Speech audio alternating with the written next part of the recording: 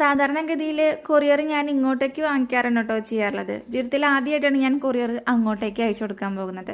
വേറെ ഒന്നല്ല, നമ്മൾ ഓയിൽ ഉണ്ടാക്കിയിട്ടുണ്ടായിരുന്നു കേട്ടോ തലയിൽ തേക്കാനുള്ളത്. എൻ്റെ മുടിയുടെ സീക്രട്ട് ഇതാന്ന് ഞാൻ എവിടെയും പറയാറില്ല കേട്ടോ. അതൊക്കെ ഓരോരുത്തരുടെ ജനറ്റിക് ആയിട്ടുള്ള ഒരു കാര്യങ്ങളാണ്. ഒരു ഉന്തിന്റെ കൂടെ ഒരു തള്ള്, അങ്ങനെ ഒരു സംഭവം മാത്രമേ നമ്മൾ ഈ ഓയിലൊക്കെ തേക്കുന്നത് കൊണ്ട് ഞാൻ ഉദ്ദേശിച്ചിട്ടുള്ളൂ. ഏട്ടൻ ദുബായിലായതുകൊണ്ട് തന്നെ ഏട്ടൻ്റെ മുടി നന്നായി കൊഴിഞ്ഞിരുന്നു കേട്ടോ. അപ്പം ഏട്ടനാണ് പറഞ്ഞത് എൻ്റെ അടുത്ത്, നീ തേക്കുന്ന എണ്ണ എനിക്ക് കൊടുത്തയക്കാൻ. അങ്ങനെ കൊടുത്തയക്കാൻ തുടങ്ങിയിട്ട് ഇപ്പോൾ എനിക്ക് തോന്നുന്നു ഒരു 10 വർഷത്തിന് മുകളിലായെന്ന് തോന്നുന്നു.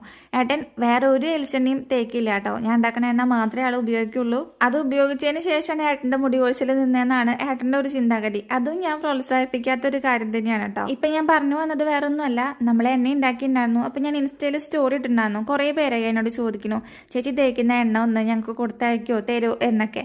അപ്പം അങ്ങനെയുള്ള ആരെങ്കിലും വേണമെന്ന് വെച്ചാൽ കൊടുക്കാമല്ലോ എന്ന് വിചാരിച്ച സ്റ്റോറി ഇട്ടതാണ്.